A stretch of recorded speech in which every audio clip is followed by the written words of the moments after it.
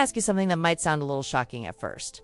What if one of the most common, cheapest pills on earth is quietly sitting in millions of medicine cabinets, yet almost nobody truly understands how it affects their arteries? I'm not talking about some exotic supplement or a miracle drug you have to order online. I'm talking about aspirin. Yes. That little white pill most people only reach for when they have a headache. Today, I'm going to share how I personally think about aspirin in relation to artery health, what most people completely misunderstand about it, and why using it the wrong way can be just as dangerous as ignoring it altogether. If you've ever worried about clogged arteries, heart attacks, strokes, or you're over a certain age and wondering what really helps and what's just hype, you'll want to stay with me until the end because this conversation could literally change how you see that tiny pill forever. Now, let me be very clear right from the start. I'm not here to tell you to pop aspirin like candy, and I'm definitely not here to replace your doctor. What I am here to do is share how aspirin actually works in the body, why people say it unclogs arteries, and how I personally approach the idea of aspirin as part of a bigger picture of heart and vascular health. Because one of the biggest problems I see is people hearing one sentence like aspirin is good for your heart and running with it without understanding the full story. And when it comes to your arteries, half knowledge can be dangerous. Most people imagine clogged arteries like a pipe filled with thick grease, and they think aspirin somehow scrapes that gunk away. That's not how it works. Aspirin doesn't go in there with a little brush and clean out plaque. What it actually does is far more subtle and, in some ways, more powerful. Aspirin affects how your blood behaves. Specifically, it reduces the tendency of your blood platelets to stick together and form clots, and that distinction is everything. Here's the part most people miss. Many heart attacks and strokes don't happen just because arteries are slowly narrowing over time. They often happen suddenly when a blood clot forms on top of an existing plaque. That clot can block blood flow in an instant. Aspirin helps reduce the risk of that clot forming in the first place. So when people say aspirin unclogs arteries, what they usually mean is that it helps keep blood flowing more freely by lowering the risk of clot-related blockages. When I first really started learning about this, it completely changed how I viewed heart health. I realized that artery problems aren't just about cholesterol numbers or what you ate last week. They're about inflammation, blood thickness, platelet activity, and how stressed and damaged the inner lining of your blood vessels is. Aspirin plays a role in that story, but it's one instrument in an entire orchestra, not a solo act. Let me share how I personally think about aspirin in my own approach. I don't see it as a magic solution. I see it as a tool. And like any tool, it only works when used for the right job and in the right way. Aspirin's main benefit for arteries is its anti-platelet effect. By making platelets less sticky, it reduces the chance of dangerous clots forming where arteries are already narrowed or irritated. But here's the truth that doesn't get enough attention. That same effect that reduces clotting also increases bleeding risk. That's why aspirin is not something you casually start just because you heard it's good for the heart. This is especially important as we get older because the risk of stomach bleeding and even brain bleeding goes up. So any honest conversation about aspirin and arteries must include both sides of the coin. What I focus on first, before even thinking about aspirin, is the environment inside my arteries. Are they inflamed or calm? Is my blood thick or flowing easily? Am I constantly spiking insulin and blood sugar, damaging the vessel walls? Am I sedentary, stressed, and sleeping poorly? Because if you don't address those things, aspirin becomes a band-aid on a much bigger problem. Think of it this way: if your arteries are like a road, plaque is damage to the pavement, clots are like sudden landslides that completely block traffic. Aspirin doesn't magically repave the road, but it can help reduce the chance of a landslide. However, if you keep sending heavy trucks down that road, never repair it, and ignore warning signs, eventually something will go wrong. One thing I want you to understand deeply is that plaque itself is not always the immediate killer. Many people walk around with some plaque in their arteries and never have a heart attack. The real danger often comes when that plaque becomes unstable and ruptures, triggering a clot. Aspirin's role is mainly about reducing that clotting response. That's why doctors often prescribe it to people who have already had a heart attack or stroke. Because in those cases, the benefit often outweighs the risk. But for people who have never had a cardiovascular event, the decision becomes much more nuanced. And this is where I see a lot of confusion online. Some people act like everyone over a certain age should automatically take aspirin daily.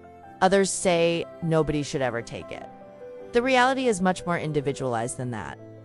In my own thinking, aspirin only even enters the conversation after lifestyle foundations are in place. Movement is huge. Regular walking, strength training, and even simple daily activity improve blood flow, reduce inflammation, and make platelets less sticky naturally. Nutrition matters too. Diets high in processed foods, sugar, and refined carbs increase inflammation and damage the arterial lining. Whole foods, fiber, healthy fats, and plenty of plant compounds do the opposite. Stress is another massive factor people underestimate.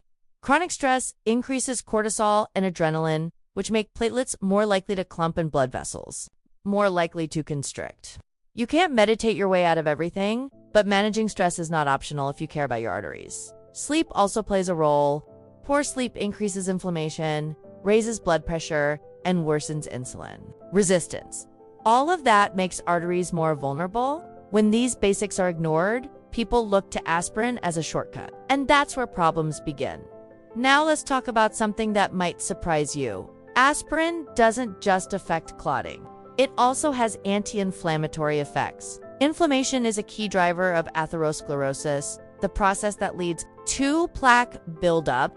Chronic, low-grade inflammation damages the inner lining of arteries, making it easier for cholesterol and immune cells to get trapped there.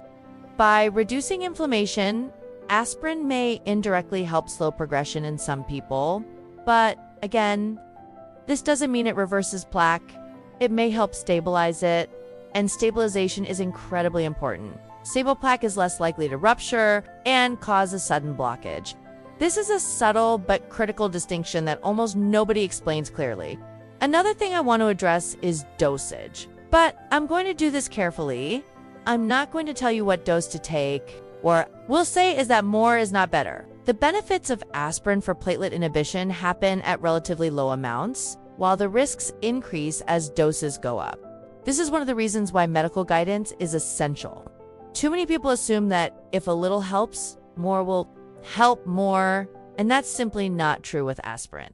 Let's also talk about the stomach and gut, because this is where many people run into trouble. Aspirin can irritate the stomach lining and increase the risk of ulcers and bleeding. This risk is higher if you already have digestive issues, take certain medications, drink alcohol regularly, or are older. This is another reason why aspirin is never a one-size-fits-all solution. In my own approach, I think of aspirin as something that might make sense in specific situations, not as a daily habit for everyone.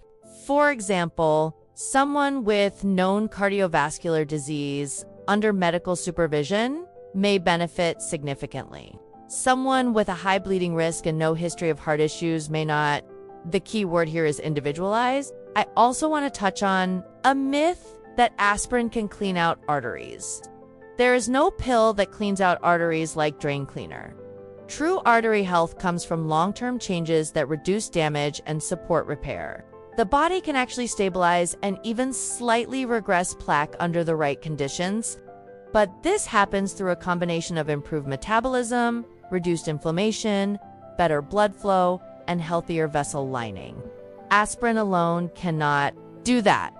So why do I even talk about aspirin at all?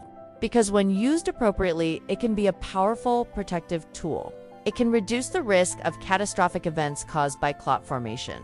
And understanding how it works helps you make smarter decisions instead of relying on fear or headlines. I also think it's important to respect aspirin because it's cheap and over the counter. People assume it's harmless, but aspirin is a drug with real effects. It changes how your blood behaves.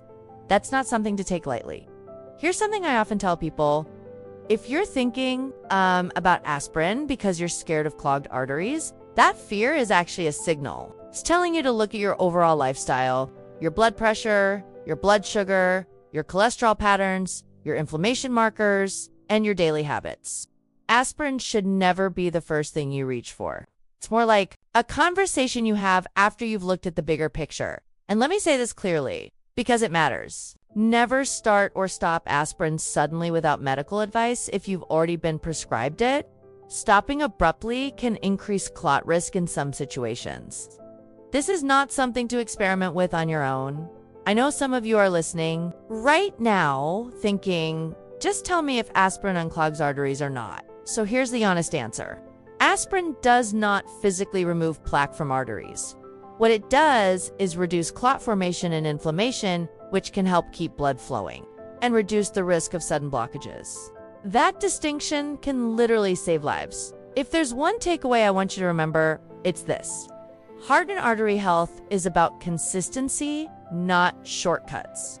Aspirin can be part of a strategy for certain people, but it's never a substitute for movement, nutrition, sleep, and stress management. And it should always be used thoughtfully, not casually. If you've found this helpful so far, stay with me.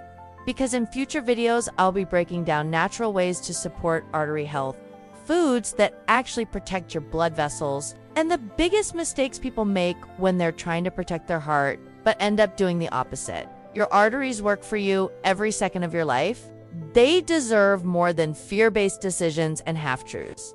They deserve understanding. And once you truly understand how something like aspirin fits into the bigger picture, you're no longer guessing.